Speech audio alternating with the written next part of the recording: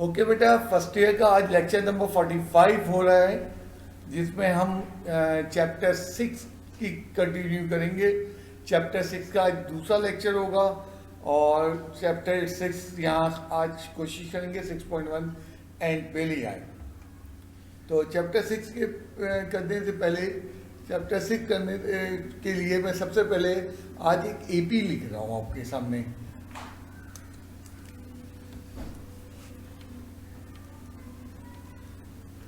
एक क्या लिखी जा रही है? अरिथमेटिक प्रोग्रेशन लिखी जा रही है। कौन सी अरिथमेटिक प्रोग्रेशन? जिसकी फर्स्ट टर्म ए है, देन सेकंड टर्म क्या होगी? डी ऐड करके a plus d. Third term क्या होगी? A plus 2d। Fourth term क्या होगी? A plus 3d। और फिफ्थ टर्म क्या होगी? A plus 4d। Dot dot dot आगे और भी टर्म से। अरिथमेटिक प्रोग्रेशन का बेसिक आइडिया आपके सामने लिख दिया गया है कि फर्स्ट टर्म जो भी होती है उसमें हर दफा हम डी ऐड करते जाते हैं। अब जरा इसमें तवज्जो दो कि थर्ड टर्म क्या थी हमारी, तो उसको थर्ड टर्म को T3 लिख के क्या थी? ये थी a प्लस 2d। D2d। हमारी फिफ्थ टर्म क्या थी? a plus 4d। A plus 4d। देखना भी क्या करने जा रहा हूँ, अरिथमेटिक प्रोग्रेशन है। जब मुझे कोई बता सकता है हमारी सिक्स टर्म क्या होगी? T6 is equal to A plus, रुकना, हाँ, सिक्स टर्म क्या होगी? अब देखो, हमने थर्ड टर्म लिखी तो उसका D का कोफिशिएंट 2 था। टर्म तीसरी थी, D का कोफिशिएंट 2 था। इसी तरह जब मैंने फिफ्थ टर्म लिखी, टर्म तो पांचवी थी लेकिन D का कोफिशिएंट क्या था? 4D। तो इसका मतलब है सिक्स टर्म का क्या होगा? A प्लस 5D होगा। ये हमने जो है कौन सी टर्म लिख दी? पांचवी टर्म। और मुझे बताओ कि 11वीं टर्म क्या होगी? T11 equals to a plus 10d। एक चीज यहाँ से तुमने भी जज की, मैंने भी जज किया कि D का कोफिशिएंट जो है टर्म नंबर से कम होता है। अगर मेरे पास 23rd टर्म है तो D का कोफिशिएंट एक कम होगा, दैट इज 22d। तो अब ये तुम देख लो प्रोग्रेशन बड़े आराम से हम देख रहे हैं कि जनाब प्रोग्रेशन में फर्स्ट टर्म होता है और D जो का कोफिशिएंट जो होता है वो टर्म नंबर से एक कम होता है। जरा nth टर्म लिखो। Tn equals to a plus, शाबाश। अब nth टर्म पे नजर डालो, वही चीज जो अभी मैंने थोड़ी देर पहले कही। क्या मैंने पहले कही कि जनाब हमारी 10वीं टर्म क्या होगी? हमारी 10वीं टर्म थी, sorry, T10 equals to a plus 9d। 10वीं टर्म हमारे पास ये थी। अब इसमें 10वीं टर्म में क्या हुआ? D का कोफिशिएंट एक कम हुआ, तो nth टर्म में भी क्या होगा? D का कोफिशिएंट कम होगा। जो भी आपकी टर्म नंबर होगा, n होगा, उससे एक कम होगा। ये फॉर्मूला ड्राइव हो गया nth टर्म का। ये फॉर्मूला ड्राइव हो गया nth टर्म का। देखा तुमने? कॉमन सेंस की बात है, एपी लिखते जाओ, ये आपका फॉर्मूला nth टर्म का ड्राइव हो गया। यानी डेरिवेशन इस चैप्टर के अंदर बहुत थोड़ी सी है एंड मैं जितनी भी है वो सब कुछ करवाता रहूँगा। और ऐसी है डेरिवेशन, ये लंबी नहीं है। तो इन चैप्टर 6 के डेरिवेशन का हैंड आउट नहीं मिलेगा, वो आपकी मर्जी है। आप इस जगह से कॉपी कर लें, नहीं करना चाहते नहीं करें। अब जब मुझे D बताओ, D क्या होता था? Common difference. कैसे निकालते थे तुम D? Second term minus first term से क्या निकालते थे? कॉमन डिफरेंस D निकालते थे।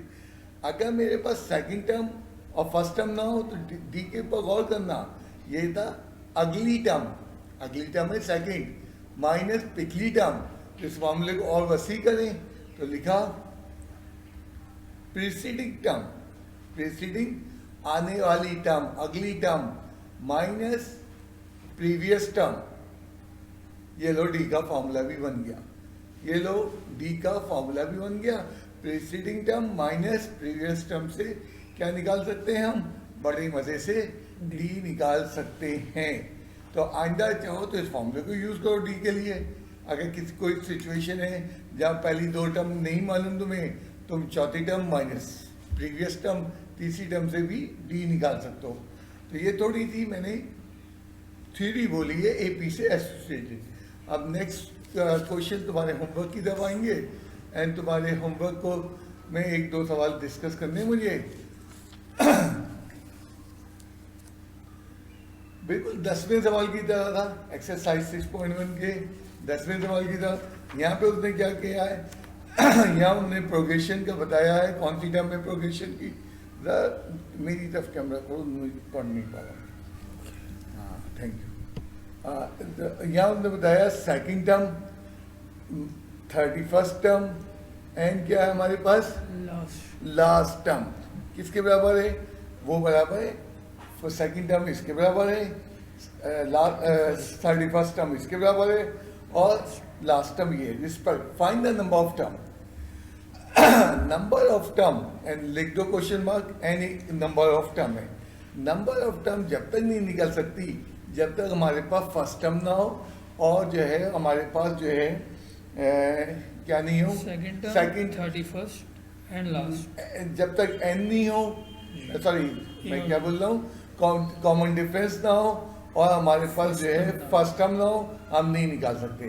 तो पहली दो इंफॉर्मेशन से हम दो इक्वेशन बनाते हैं। किसकी इक्वेशन बनाते हैं, ए की और डी की, एंड देन उसके बाद सॉल्व करेंगे। स्क्रीन को टिल्ट करो मेरी तरफ। हाँ अब बेहतर है, बहुत बेहतर है, बिल्कुल सही है। सेकंड टर्म की इंफॉर्मेशन कुछ गिवन है। हाँ सेकंड टर्म उसने बताया हुआ है T2 जो के बराबर है 31/4 और बट एक फॉर्मूला में याद आया Tn equals to a plus n-1d का फॉर्मूला d। हमने ये फॉर्मूला T2 के लिए लगाया, सेकंड टर्म के लिए लगाया, तो n की जगह सेकंड टर्म आ गई और जो है n की जगह 2 आ गया और सेकंड टर्म की वैल्यू क्या दी है उसने, सेकंड टर्म की वैल्यू 31/4 हमने रिप्लेस कर ली। तो a plus 2 minus 1 into D. हाँ ये हमारी पहली इक्वेशन आ गई। तो मैंने कहा अभी जुमला लास्ट टर्म उसने जब पूछी है, लास्ट टर्म निकल ही नहीं सकती जब तक ए नहीं मालूम हो और डी नहीं मालूम हो। तो मैंने क्या किया तुम्हारे साथ मिलके इसको भी ऑफ करा। मैंने तुम्हारे साथ मिलके क्या किया कि जो है सेकंड टर्म के से फॉर्मूला बना लिया। अब दूसरी इंफॉर्मेशन उन्होंने क्या दी है, 31st टर्म, 31वीं टर्म, 31st टर्म। टर्म तो इसका टी लिखो, T31 वैल्यू रिस्पेक्टिवली उसकी क्या दी हुई है, रिस्पेक्टिवली का मतलब तरतीब से लेते जाओ। ठीक है, टी एन का फॉर्मूला क्या होता है, a plus n-1 into D. अच्छा T31 की बात हो रही है तो हमने 31 से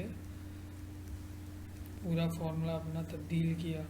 फिर T31 गिवन है half equals to a plus 30d।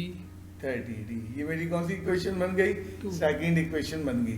तो हमने ए और डी के लिए दो इक्वेशन बनाई। इस वक्त हम भूले हुए कि हमें एन मालूम करना है या लास्ट टर्म मालूम। अब इन दो इक्वेशन को क्वेश्चन 10 की तरह साइमल्टेनियस सॉल्व करना है। साइमल्टेनियस के लिए तुम देख रहे हो दोनों में ए सेम है, तो हम यहाँ पे सब्ट्रैक्शन कर दें तो ए निकल सकता है। तो मैं इक्वेशन 2 किसी को इक्वेशन को किसी से भी सब्ट्रैक्ट कर दो, ऐसी कोई लॉ नहीं है। मैंने सेकंड इक्वेशन को सब्ट्रैक्ट कर रहा हूँ फ्रॉम द फर्स्ट पहले लिख दिया a प्लस डी और सेकंड बाद में 1/2 equals to a plus 30d। ठीक, तो ऑन सब्ट्रैक्शन कर रहे सब्ट्रैक्शन में साइन चेंज हो जाती है, माइनस माइनस माइनस a से a कैंसिल हुआ, यही हम चाह रहे थे सब्ट्रैक्शन से एक अननोन कैंसिल हो जाए। 31/4 minus 1/2 equals to d minus 30d, तो ये माइनस 29d। ठीक, इसकी फर्दर वर्किंग एलसीएम ले लेते हैं यहाँ। बिल्कुल ठीक, 31/4 minus 1/2 equals to minus 29d। ये लिखा हुआ था हमारे पास, मैं यहाँ एलसीएम ले रहा हूँ साफ सुथरा ताकि किसी को कंफ्यूजन ना रहे। 4 4 31 एलसीएम ले लिया है 2 ओके 29/4 31 में से 2 जाएगा 29 बचेगा बेटा, माइनस 29d। ठीक है। 29 क्रॉस 29 मल्टीप्लाई कर दो इनको ओके 29/4 इनटू इंटू माइनस का 1/29 इक्वल्स टू डी डी। अब यहाँ से क्या कैंसिल हो रहा है, एन से एन 29 कहते हो, और डी इज इक्वल्स टू करके लिखो। -1/4 तो ये अब हमें ए बी डी मिल गया है। डी मिल गया और डी मिलने के बाद हम क्या निकालेंगे, पूरा कॉलम बना लेना ऊपर तक। जी। डी के बाद अब हमारी वर्किंग होगी फर्स्ट टर्म ए के लिए। ठीक है, ए के लिए दो ऑप्शन है, ए के लिए हमारे पास दो ऑप्शन है, इक्वेशन 1 को यूज करें या 2 को। इक्वेशन नंबर 1 आसान दिख रही है।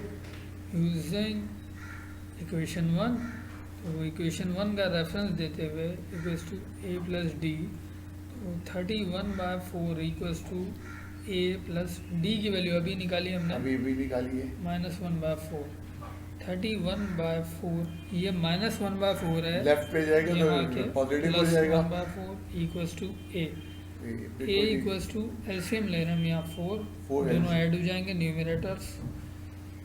ए इक्वल्स टू 32/4 4 8 32 ए की वैल्यू आ गई। तो ये सवाल में हम कहाँ रुके हुए थे, मैं तुम्हें याद दिलाऊं, ये सवाल में हम रुके हुए थे, हमें लास्ट टर्म मालूम करनी थी। लेकिन लास्ट टर्म मालूम करने के लिए हमने ये कहा था कि जनाब जब तक ए और डी नहीं निकलेंगे तो हमने फर्स्ट 2 टर्म से ए एंड डी निकाला है। अब क्या कर रहे हैं, लास्ट टर्म का फॉर्मूला लगा रहे हैं, टी एन। अब हम फॉर्मूला इस्तेमाल करते हैं टी एन इक्वल्स टू, अच्छा लास्ट टर्म के लिए एक चीज़ गिवन है, हाँ, पहले तो टी एन लिख Okay. तो सही लिख दो। A plus n -1 into where t n किसके बराबर है, वेयर टी एन की एक वैल्यू उन्होंने गिवन दी -13/2 ये उन्होंने गिवन दी हुई है, तो टी एन के फॉर्मूले में ये वैल्यू पुट कर देते हैं। रिप्लेस कर देते हैं। हाँ, अब उसने ये नहीं बताया ये कौन सी टर्म है, लेकिन उन्होंने ये बता दिया ये जो भी टर्म होगी लास्ट उसकी वैल्यू ये आएगी प्लस n-1 इंटू डी की डी। वैल्यू। अब यहाँ से हम क्या निकाल, एन टी की वैल्यू मौजूद है, यहाँ से हम एन निकालेंगे। तुम देख लो इस पूरी इक्वेशन के अंदर अब जो हमारे पास सिचुएशन आई है एन, और एन क्या, वो उसकी रिक्वायर्ड टर्म है, लास्ट टर्म भी है जिसे हम रिक्वायर्ड टर्म भी कहते थे। अब क्या करेंगे, पहले 8 को शिफ्ट कर देते हैं। जी, ये मैं इनके सामने रखता हूँ वर्किंग क्वेश्चन यहाँ था।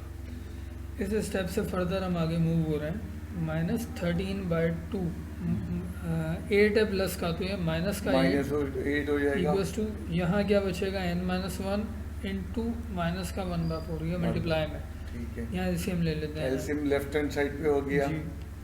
2 एलसीएम आ गया 13 और -16 ओके।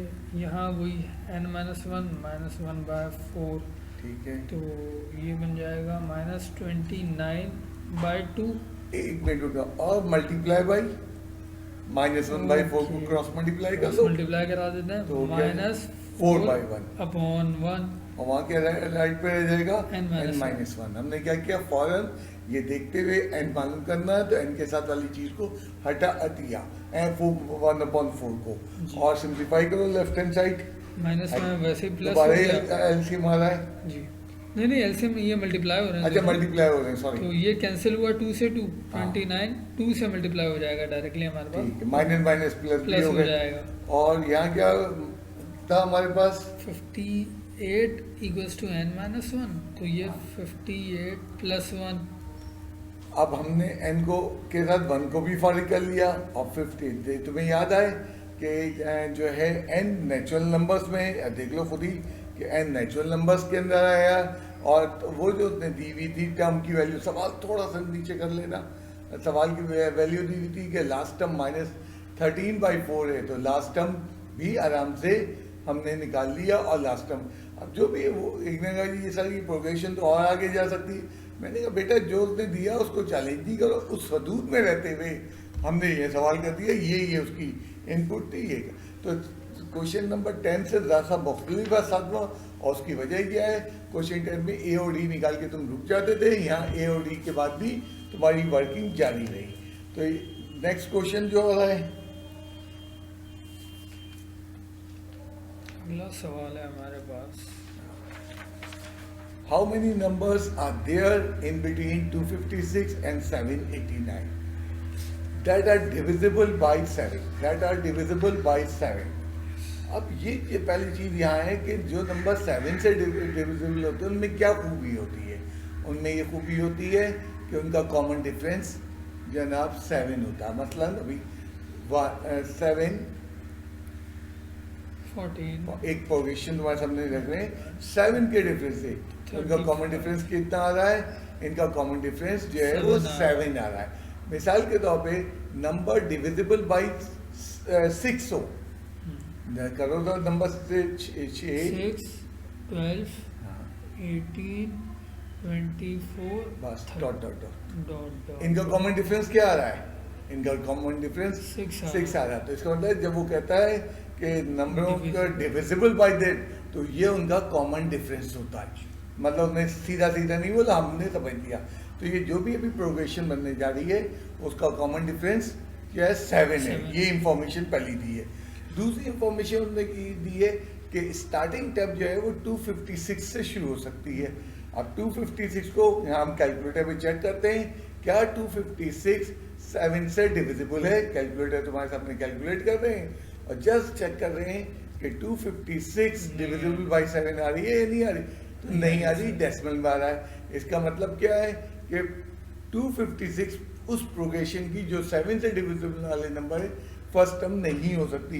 तो 256 के बाद वाला नंबर देखो, 257 पे चेक करते हैं सर। 257 डिवाइड बाय 7, ये भी नहीं आ रही सर। ये भी नहीं आ रही।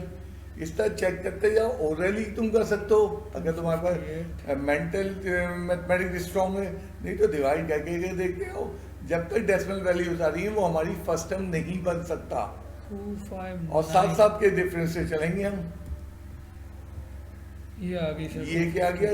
परफेक्टली डिविजिबल बाय 7 आ गया। तो इसके रिजल्ट पे नहीं गौर करो कि 37 आया कि 27। ये देखो परफेक्टली डिविजिबल आ गया, डेसिमल में नहीं है। तो इसका मतलब है ए हमारा आइडेंटिफाई हो गया।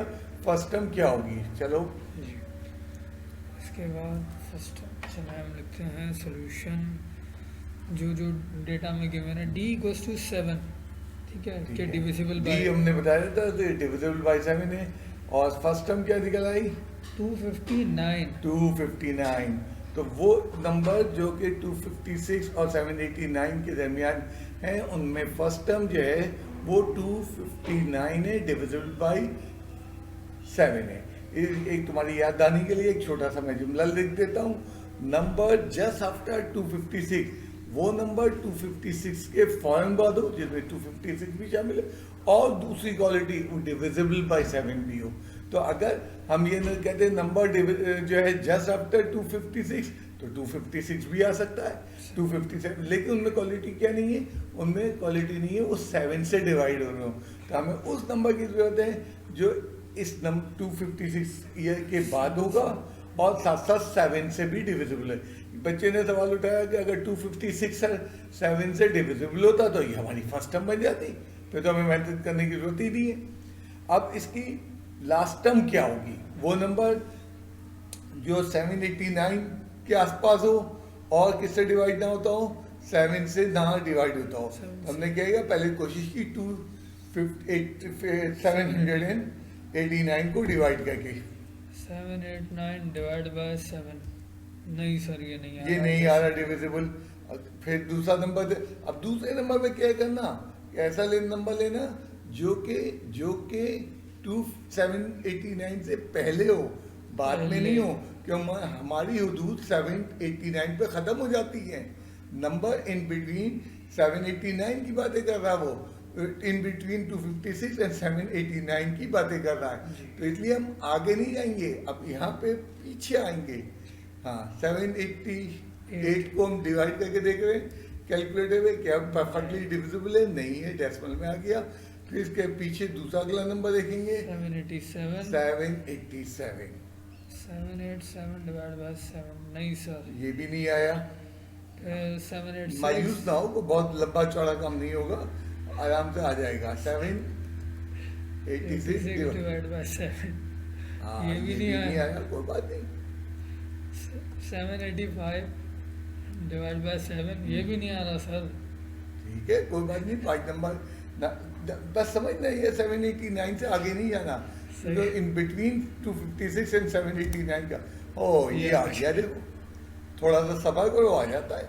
तो ये रफ में वर्किंग कर लो, जहाँ दिल चाहे। बाद लोग कहते हैं हमें मेंटली मैथमेटिक्स से दे, ठीक है मेंटली कर लो सही। अब ये हमारी सीरीज का आखिरी नंबर है, क्योंकि इन बिटवीन 256 789, तो 789 से पहले पहले का नंबर जो आया और 7 से डिविजिबल हो रहा है वो कौन सा है? 784। तो ये हम लिख देते हैं TN क्या है? लास्ट टर्म है तो इसको TN लिखेंगे हम। 784। इसकी थोड़ी सी डिस्क्रिप्शन थोड़ी सी वही डिस्क्रिप्शन दे दो। इस नंबर में क्या क्वालिटी है? ये नंबर जस्ट बिफोर, ये वो नंबर है जो बिफोर है 789 से बाउंड्री से अंदर है, और उसमें दूसरी क्वालिटी है वो 7 से भी डिवाइड हो रहा है। तो दो क्वालिटी के नंबर चाहिए कि वो 7 से भी डिवाइड हो और जस्ट बिफोर। तो ए क्या था? जस्ट आफ्टर 256 था, और ये था जस्ट बिफोर 789। अब डेटा हमारे पास मिल चुका है। TN equals to A plus n-1 into D इस्तेमाल करते हुए TN हमें पता है, A हमें पता है, ठीक है, D हमें पता है, तो हम नंबर ऑफ टर्म यहाँ से निकाल लेंगे। N इक्वल्स टू कितना है? अब ये बच्चों का काम है, ठीक है, यहाँ से निकाल लेंगे। यहाँ से हमने सवाल को रोक दिया है। तो वर्ड प्रॉब्लम 6 चैप्टर में बहुत अच्छे हैं। वर्ड प्रॉब्लम बड़ा मजा आता है, एंड वर्ड प्रॉब्लम समझना जाननी छुट्टी। ये बच्चों को मैं कन्वे कर रहा हूँ कि तुम सोचो कि बस नहीं, हमारा अगले 2 चैप्टर जो है मुसलसल फुल वर्ड प्रॉब्लम है। 6 चैप्टर भी वर्ड प्रॉब्लम है, ठीक है। नेक्स्ट आ जाते हैं क्वेश्चन पे। ये मैंने किया नहीं है, ये तुम्हारे लिए छोड़ दिया जी। ये एक सवाल है हमारे पास, इसको शीट को रहने देना भी, नीचे वर्किंग कर लेंगे। Show that the sum of the p plus qth term and p minus qth term is equals to twice of p8 term. वो कह रहा है एक फला टर्म जिसका नंबर p प्लस क्यू है, टर्म नंबर, एक फला टर्म जिसका टर्म नंबर जो है p माइनस क्यू है, उन दोनों टर्म का सम जो है वो किसके बराबर है? वो बराबर है twice of the p8 term. ज़रा वर्डिंग टफ हो गई, मैं इसको एक आसान से एग्जाम्पल से एक्सप्लेन करता हूँ। ज़रा सामने का सवाल इनके सामने से हटा दो भी। जी सर। ये इसी तरह का सवाल है, एक सीरीज लिख रहा हूँ मैं। 3 के डिफरेंस से शुरू हो रही है और 3 से भी शुरू हो रही है, यानी कि फर्स्ट टर्म उसकी 3 है और कॉमन डिफरेंस उसका जो है, और 7 टर्म की जो है सीरीज लिख देते हैं। टोटल ए पहले 9 है, 9 टर्म। ये हम बताने के लिए लिखा, ये समझाने के लिए लिखा ऊपर सर्किल में कि ये पहली टर्म है, ये चौथी टर्म है, ये 7वीं टर्म है। तो ये सिर्फ समझाने के लिए आपको मैंने लिख दिया। अब जरा मैं आपको स्टेटमेंट दूं कि जनाब कौन सी टर्म थी हमारे पास? तीसरी टर्म। तीसरी टर्म को जब मैं जमा कर रहा हूँ 21वीं टर्म में, तो जमा करते जाओ, सॉरी 7वीं टर्म में 21वीं टर्म वेरी गुड। तो जब इन जमा करके दिखाओ, इन दोनों को हम सम कर रहे हैं T3 प्लस T7 कर रहे हैं। अब ये देखो मैंने एक मिलता जुलता सवाल डेवलप किया वैल्यूज के अंदर। क्या हम थर्ड टर्म को 7 टर्म में जमा करेंगे तो जवाब आएगा 5th टर्म का दुगना। 5th टर्म का 2 टाइम्स। मैंने क्या क्या दिया? मैंने अपनी मर्जी की एक प्रोग्रेशन ली और उस प्रोग्रेशन में मैंने ये बताया कि जनाब इसमें क्या हो रहा है, ये इसके ट्वाइस आएगी, ठीक है। अब जरा 7वीं टर्म, तीसरी टर्म की वैल्यू लिखो। तीसरी टर्म की वैल्यू सर 9 है। 9 है। 7वीं टर्म की वैल्यू सर 21 है। 21, excellent. Equals to twice of, तो ट्वाइस ऑफ सर T5 की वैल्यू 15 है। 15 है। अब हमारा वो स्टेटमेंट ये कह रहा था कि जनाब तीसरी टर्म को जब 7वीं टर्म में जमा करेंगे तो फला टर्म के दुगने के बराबर होगा। एंड तुम चेक भी कर लो कैलकुलेशन करके साइड में। 30 इक्वल्स टू 30 सर ये तो आ रहा बैलेंस। क्यों 30 कैसे आ गया? 19 और जो है इसको सॉरी 9 एंड 21 को जमा करेंगे और द ट्वाइस 15 हमारी जो है कौन सी टर्म है, पांचवी टर्म का पांचवी दुगने टर्म। के बराबर आ जाएगा। अब इस तरह का सवाल है, और सवाल ले आओ, अब पेज ब्लैंक कर लो। अब हम ले आते हैं अपने पास वही क्वेश्चन जो भी थोड़ी देर पहले आपके सामने रखा गया था, उसको अब इतना आसान सवाल उसने नहीं बनाया जितना मैंने तुम्हें समझाने के लिए बनाया। तो सवाल तो वो कह रहा है कि एक फला टर्म, अब p प्लस क्यू को फला टर्म में ऐड की जाएगी तो वो फला टर्म के दुगने के बराबर होगी। तो सबसे पहले वो टर्म तो लिख लें ना। टर्म लिखने के लिए हमें क्या चाहिए, a चाहिए। a नहीं दिया तो हम सपोज कर लेंगे। सपोज टर्म लिखने के लिए हमें जो a चाहिए और d चाहिए। a और d नहीं दिया तो हमने सपोज कर लिया कि जनाब फर्स्ट टर्म a है और इनका कॉमन डिफरेंस किसके बराबर है, and D d common difference है। कॉमन डिफरेंस अब p प्लस क्यू टर्म लिखने के काबिल हो गए हम। Difference of NAP। ओके, अब हम P प्लस QH टर्म का डेटा ज़रा समझते हैं।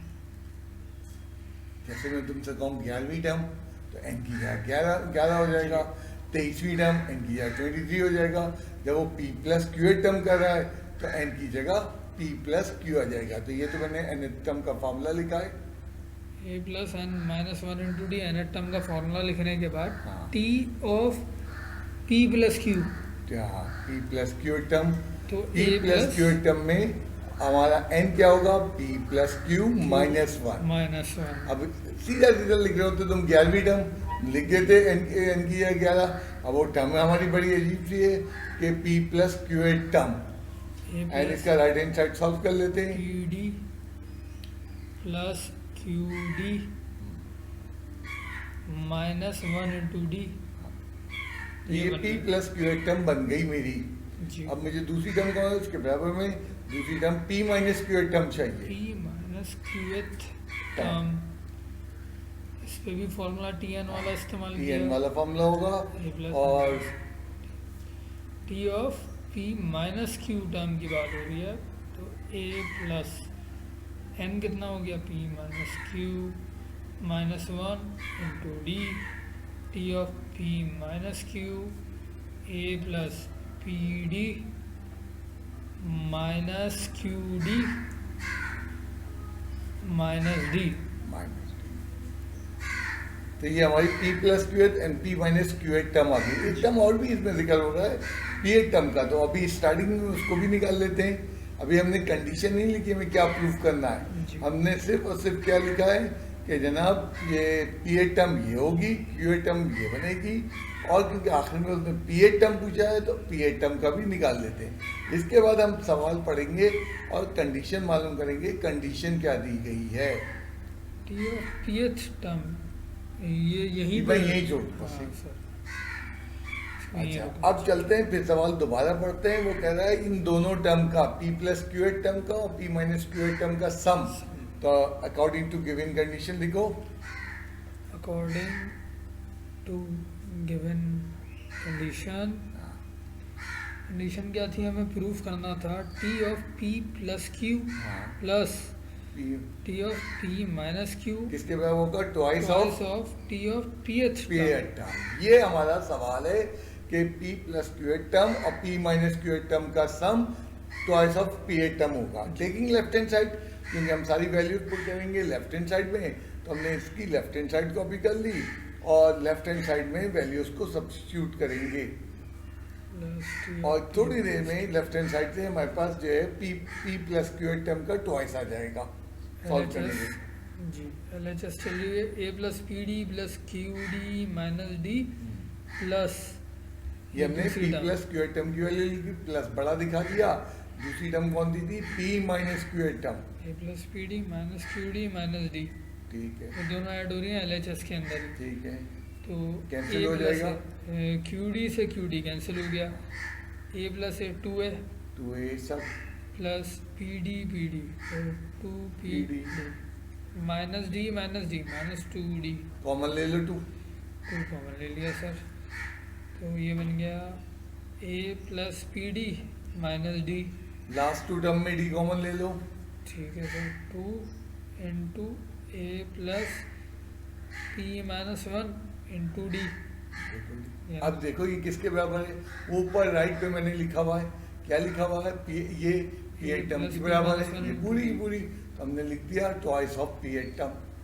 ट्वाइस ऑफ, सर ये तो टी पी के बराबर थी, बिल्कुल ठीक है, एल एच एस हमारी, हाँ तो left hand side equals to L H S equals to R H S, hence proof. Hence proved. मैं कह रहा हूँ ना ये सवाल बड़ा आसान होता है, अगर वो तुमसे कहते था 5वीं टर्म और जब ऐड की गई 28वीं टर्म में तो 16वीं टर्म का दुगना बनाना, सवाल बड़ा आसान होता, पढ़ने में समझ में आता। और यहाँ पे सारे वर्ड प्रॉब्लम है, ज़रा सा मुझे वो सवाल नीचे कर लो, वर्ड प्रॉब्लम है, एंड वर्ड प्रॉब्लम में हमें आराम से पढ़ना पड़ता है, समझना पड़ता है वो लैंग्वेज क्या है। तुम लोग वर्ड प्रॉब्लम में मुझे मालूम है मैट्रिक में कम करवाते थे, कमज़ोर हो, लेकिन पढ़ो, कोई ऐसी बात नहीं है, मैंने हर चीज़ को ठीक से समझाया है। नेक्स्ट क्वेश्चन क्या आ रहा है? नेक्स्ट क्वेश्चन हम लेते हैं अपने पास,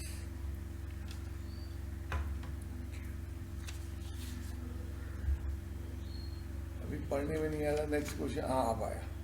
जी सर। हाँ, if X Y Z with a pth qth and rth term show that, एक स्टेटमेंट प्रूव करना है। सबसे पहले तो मैं इसमें मुझे कॉमन डिफरेंस नज़र नहीं आ रहा, तो मैं pth टर्म लिखना चाहूँगा या qth टर्म, तो कॉमन डिफरेंस तो मैंने लेट कर लिया, सपोज कर लिया कि suppose a is the first term and d be the common difference of the AP, arithmetic progression की बात हो रही है।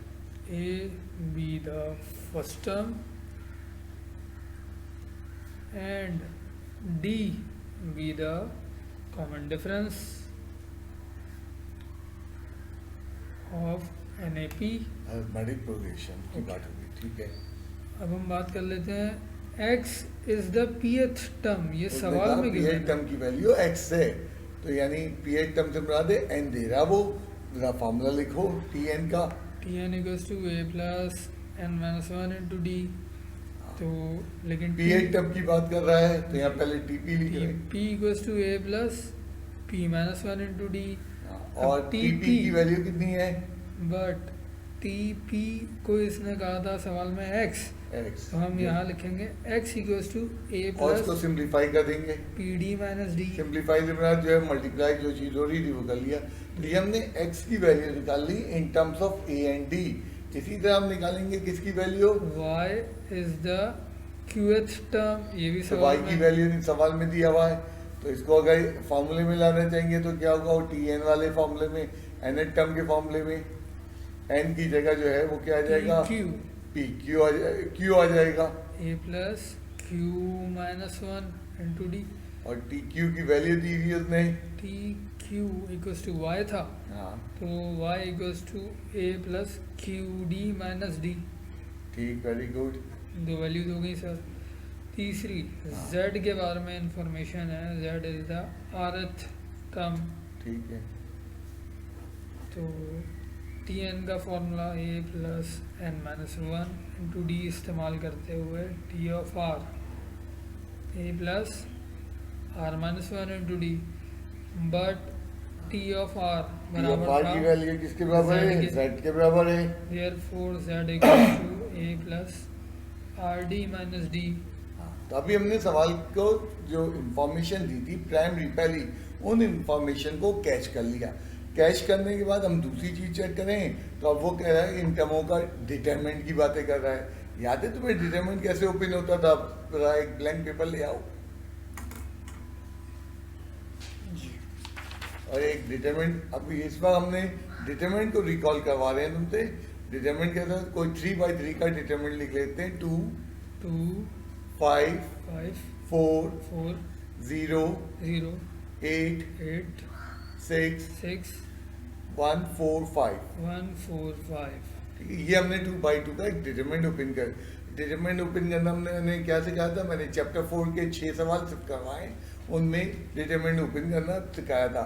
डिटरमिनेंट रो से भी ओपन होता है और डिटरमिनेंट कॉलम से भी ओपन होता है, तो कॉलम से ओपन करते हैं।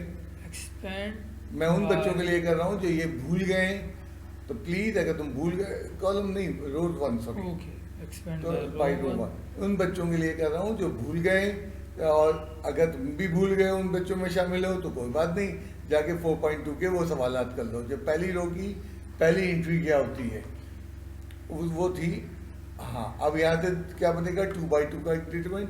पहली रो गायब कर दी, पहली कॉलम गायब कर दिया। पढ़ो रो वाइज क्या क्या आ रहा है, 6 8 6 4 5 5 और 5 लिखी। 8 6 4 5 जी सर।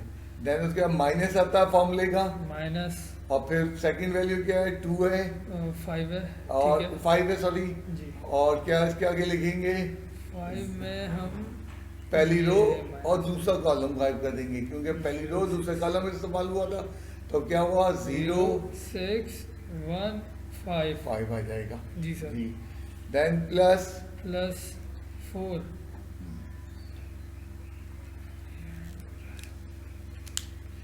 ठीक है 4 क्या होगा लास्ट वाला जो है के एंट्री के लिए लास्ट पहला सॉरी दूसरा जो तीसरा कॉलम खत्म हो जाएगा और पहली रो। खत्म हो जाएगी। 0 8 1 4 वेरी गुड। ठीक। अब इसको 2/2 के डिटरमिनेंट वैसे भी आपको मैट्रिक क्लास में एक्सपेंड करना सिखाए थे, मैं दोबारा बोल देता हूँ। ये 4 मल्टीप्लाई होगा 5 से, 4 मल्टीप्लाई बाय 5 लिखो, नहीं 4 नहीं है 8 multiply by 5 8 multiply by 5 multiply by 5 और माइनस, अब ये फॉर्मूले का फिर माइनस आ गया 6 मल्टीप्लाई बाय 4 4 माइनस 5 अभी यहाँ पे भी ओपन करेंगे, Zero डिटरमिनेंट की multiply पहली by एंट्री 0 थी, 5 माइनस माइनस 1 into 6 6 ओके 1 ठीक है, into इसका 6 कर लो plus 4 into 4 into 0 multiply by 4 0 4 हाँ माइनस हाँ 1 into 8 बिल्कुल ठीक, bracket closed bracket close 8 5 the 40 minus 16 4 6 4 था 24 माइनस 5 ये वैल्यू आपकी 0 माइनस 6 प्लस का 4 इंटू 0 माइनस 8। अब ये सिंपल होता चला सिंपल होता जाएगा चला सवाल। जाएगा डिटरमाइंड सा। तो मैंने सिर्फ ये रिकॉल करवा रहा हूँ, तो मैं पूरा सवाल करके बता रहा हूँ कि भाई डिटरमाइंड ऐसे भी होते हैं। -5 इंटू -6 था प्लस का 4 -8 था, तो 16 2 था 32 माइनस मैंने प्लस 6 5 था 30 माइनस 8 गिरे तो 32 33 4 था 32 अच्छा 30 ये इसका हमारा डिटरमिनेंट का जो जो जवाब आंसर है, आया वो कितना आ गया 30 एक्सपेंशन करने के बाद जो है 30 आ गया। जी। अब यही चीज हम पीछे जो है सवाल को रिकॉल करवाओ जरा सा, दिखाओ ने क्या था। सवाल हमारे पास क्या था, सवाल ये था पिछला सवाल ये था और इसमें वर्किंग क्या की थी हमने वो भी दिखा दीजिए हमने। हमें उसमें 3 टर्म दी गई थी, P eth term, Q eth term and R eth term हमें दी हुई थी उसने। P eth term, Q eth term and R eth term, वहाँ से हमने जो है की वैल्यू एक्स वाई जेड दी थी और हमने ये वैल्यूज निकाल के रुक गए थे। अब हम चलते हैं डिटरमाइंड उतार लो पूरा का पूरा जो प्रूफ करना है। जो प्रूफ करना है क्वेश्चन के अंदर है हमारे पास कि P Q R X Y Z 1 1 1 equals to 0। जारी बात है इसमें वैल्यूज पुट करना है, तो टेकिंग लेफ्ट हैंड साइड और नहीं लेने जाते हो तो दोनों साइड एक साथ चला सकते हो। हम LHS लिख लेते हैं P Q R X Y Z 1 1 1। अब ये हमारा जो है एक्स की वैल्यू क्या है, वाई की वैल्यू क्या है, पुट करते जाओ, ऊपर फॉर्मूले से निकाल के अपने की भी हैं जी। अब हम इनकी जगह पे वैल्यूज सब्स्टिट्यूट करेंगे। वैल्यूज अगर आपको नज़र आ सके ठीक है।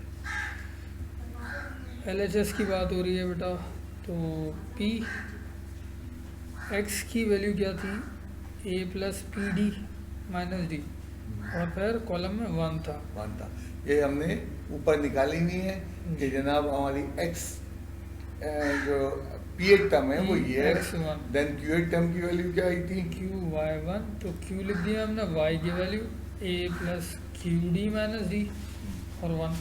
इसी तरह r z1 Z। r z की value a plus r d minus d 1। ठीक है, ये हमारा डिटरमिनेंट डिटरमिनेंट आ गया। अब इसको हम क्या करना है, एक्सपेंड करके देखेंगे। कहाँ से करेंगे, रो नंबर 1 से करेंगे। कॉलम 1 से भी कर सकते हो, मैं रो से कर रहा हूँ। एक्सपेंड बाय रो 1 कर रहे हैं, तो रो 1 से एक्सपेंड करने चलते हैं। पी और 2/2 का एक डिटरमिनेंट। हाँ, वही पहली रो छोड़ो, पहला कॉलम छोड़ो।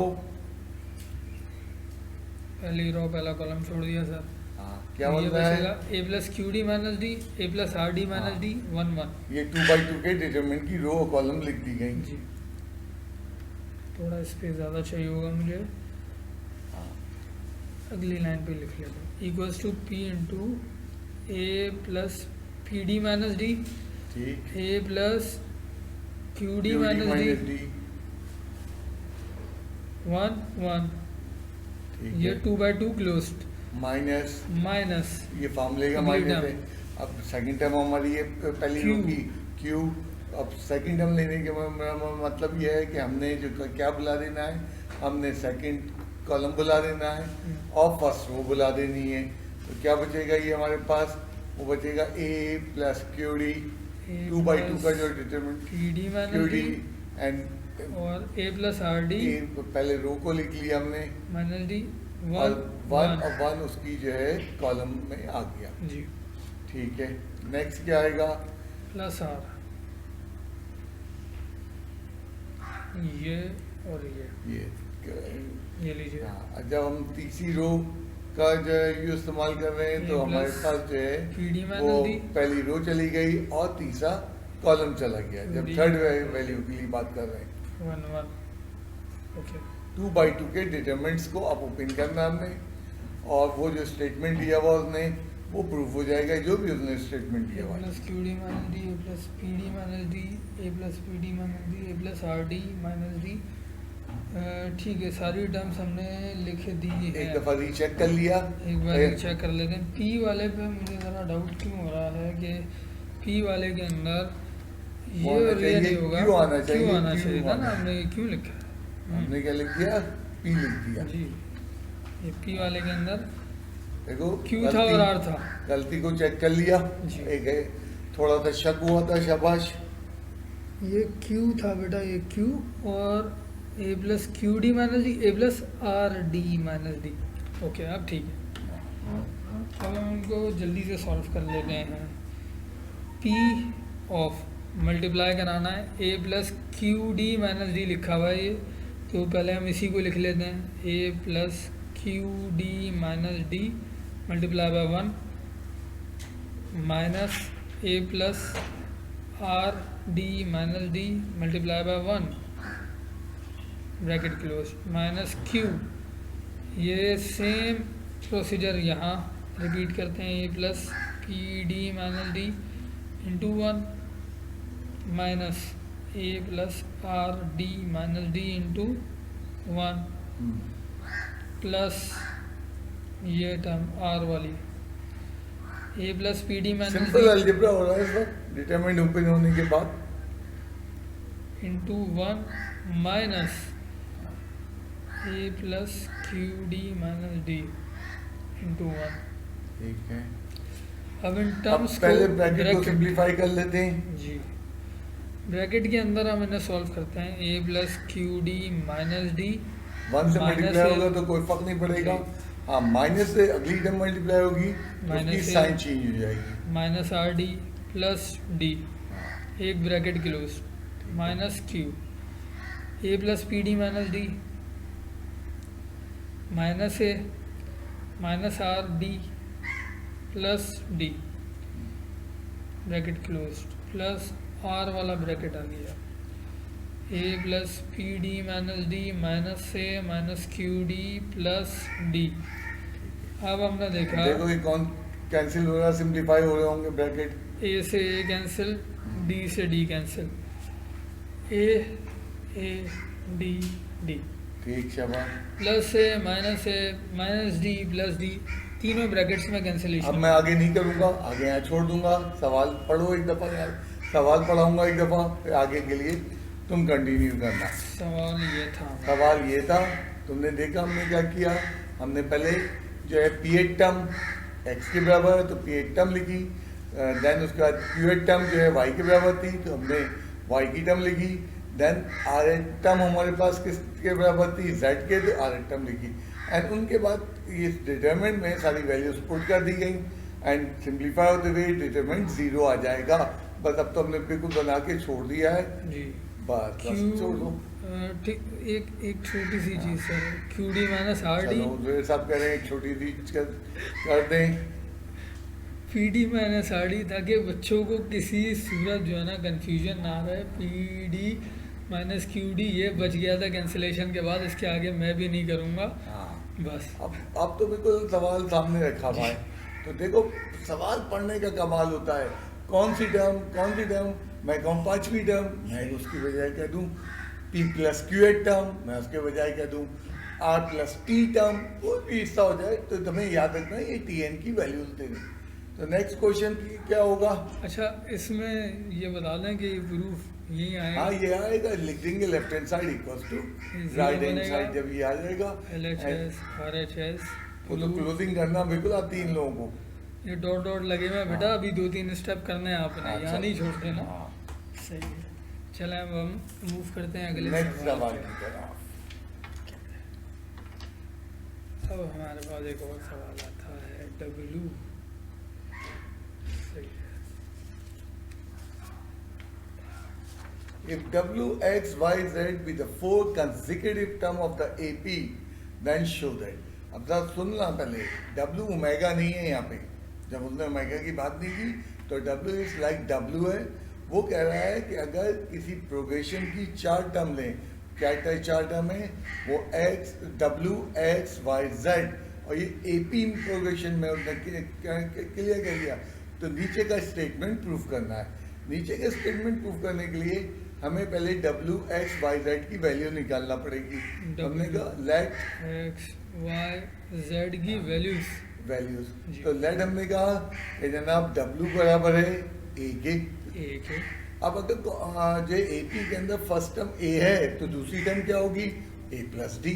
आज Common difference सवाल है। के स्टार्टिंग में स्टार्ट किया था आज की क्लास, और उससे अगली टर्म D बढ़ती जाएगी। A प्लस 2D, हाँ, और उससे अगली term 3D। A plus 3D। हमने फौरन AP की जो है 4 टर्म लिख दी, कोई सी भी। अब मुमकिन है 28वीं टर्म, 29 टर्म, 30 टर्म, जो भी वगैरह है, वो पहली टर्म तो 28वीं होगी, पहली टर्म तो W होगी। तो इस 4 टर्म के लिए पहली टर्म A ले लिया। A ली हमने। तो टू प्रूफ हमें करना क्या था, हमारे पास एक कंडीशन थी, W square minus Z square equals to 3 times of X square minus Y square. W की जगह A रखा है तो A का स्क्वायर माइनस Z की वैल्यू A प्लस 3D का whole square equals to 3 times of X का square यानी कि A प्लस D का होल स्क्वायर माइनस Y का स्क्वायर यानी कि सिंपली वैल्यूज पुट कर दी गई। A प्लस 2D का होल स्क्वायर। वैल्यूज सब्स्टिट्यूट की, आगे आप लोग सॉल्व करेंगे, इसका हम नहीं आंसर करेंगे। निकलेगा। अब देखो इसमें जो मैं साइड में समझाना चाहूँगा कि W, X, Y, Z 4 consecutive term है, जरूरी नहीं है कंसेक्यूटिव टर्म को जो है मैं A लूँ। मसलन मैंने पहली टर्म ले ली 32 यानी कि A प्लस 31D, हाँ, और देन उसके बाद क्या होगा, D ऐड करते जाओ। A प्लस 32D हमारा X बन जाएगा, Y बन जाएगा A प्लस 33D और ठीक। Z A plus 34D। ये क्यों नहीं लिया मैंने, ये इसलिए नहीं लिया कि ये सवाल बहुत लंबा हो जाएगा। ये उसने टर्म नंबर नहीं बताया कौन सी टर्म है, उसने कहा 4 टर्म एक सीरीज में, 4 टर्म एक लाइन में, तो 4 टर्म कोई भी हो सकता। इसमें मैं तुम्हें एक और नीचे दिखाऊं कमाल, अगर तुम W, X, Y, Z 4 चीजें लिख दो, okay, W X Y Z। Z है। जी सर। अच्छा, अब इसमें पहली टर्म में क्या लूँगा, पहली टर्म में लूँगा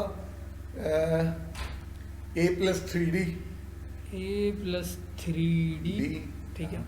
देन दूसरे क्या टर्म लूँगा, वो A minus A plus D, बड़े अजीब अजीब करता है।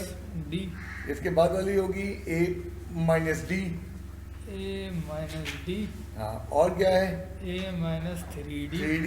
अब ये 4 टर्म भी ले सकते हो, सही। ये भी तो 4 टर्म है कि जी AP चल रहा है और AP में जो है वो D माइनस होता जा रहा है।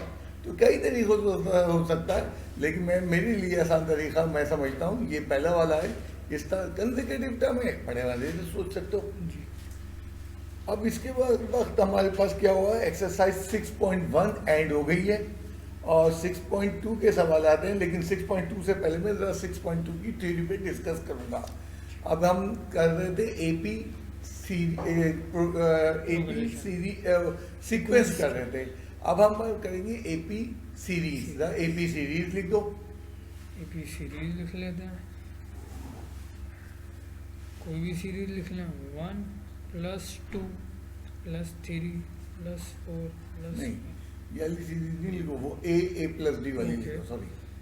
A plus D plus A plus 2D plus A plus 3D and so on. Plus and so on. ठीक है, अब ये AP सीरीज हमारे पास, सीरीज और क्या फर्क, सीक्वेंस में फर्क है कि वो ऐड नहीं दिखाते, यहाँ ऐड है। तो अगला टॉपिक हमारा है इसको ऐड करना है। ऐड करने के लिए एक फॉर्मूला आता है, वो फॉर्मूला मैं लिख दे रहा हूँ और गाइड नहीं कर रहा हूँ। Sn = n/2 2a plus n - 1 × d। अब हमें 6.2 में एक आसानी ये पैदा हुई कि हमें बच्चे को नहीं बताना A क्या है, हमें बच्चे को नहीं बताना N क्या है, हमें नहीं बताना कि D कैसे निकलता है। ये राइट हैंड साइड पे सारी टर्म उसकी जानी पहचानी है, सिर्फ एक नई चीज़ आई है SN, सम। तो सम ऑफ n टर्म, ना मालूम टर्म, 15 टर्म का सम, 50 टर्म का सम, उसको कहते हैं सम ऑफ n टर्म्स। तो सम हमारे लिए एक नया फॉर्मूला आ गया। तो हमारी एक्सरसाइज 6.2 के अंदर ये नया फॉर्मूला दौड़ लगाएगा। 140। बेटे कैमरा बंद करो, ये कौन है? ओके, सवाल ले आओ अगला। जी सर। मतलब बड़ा मसला होता है, आप लोग कैमरे खोल के बैठे हैं, ये कर रहे हैं, आप तो डिस्टर्ब हो रहे हैं, दूसरा भी हो रहा है, आपको होश ही नहीं है मेरा कैमरा खुल गया। तो एक नया सवाल हमारे सामने जी, जो कि आज का आखिरी सवाल है। एक AP प्रोग्रेशन है, AP कह के उसने हमें बहुत कुछ दुखों से आज़ाद कर दिया। AP प्रोग्रेशन है, उसकी फर्स्ट टर्म क्या है? 2 + 7 + 12 + 17 .. फर्स्ट टर्म A यानी कि 2। 2 है। जी सर। कॉमन डिफरेंस कैसे निकलता है? D = second 7 term - minus 2। First term. चाहे तो दिखा दें 7 - 2, फिर D = अगले स्टेप में ये दिखाने की 5। जरूरत नहीं थी, दिखा दो, हाँ। कोई शायद भूल रहा हो। एंड ये देन दिखा उसके दें। बाद क्या हमारे पास दिया हुआ, उसने n दिया हुआ है, N। 15 टर्म का सम करना है। जी, ठीक सम है। टू 15 टर्म्स यानी कि n = 15 15 है।